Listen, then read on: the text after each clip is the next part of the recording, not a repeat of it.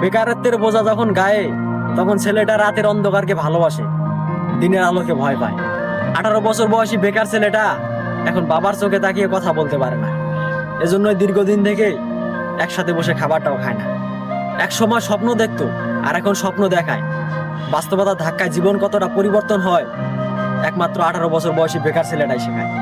ঘরের বেকার ছেলেটা ঝোল হিসেবে বাবার শরীরে রক্ত পান করে, আর ভাত হিসেবে বাবার শরীরে মাংস চিবায়। হঠাৎ করে নিজের কাঁধে দায়িত্ব দেখে হতাশায় পড়ে যায়। বয়সন্ধিকালে শারীরিক পরিবর্তন ঘটে, বইয়ের মাধ্যমে আমাদের শেখানো হয়। তবে জীবন পরিবর্তনের গল্প কেন উল্লেখ হয়নি? ব্যক্তি নিজেকে কেন বুঝতে হয়? কাকেই বা প্রশ্ন করি, উত্তর তো আর মিলবে না।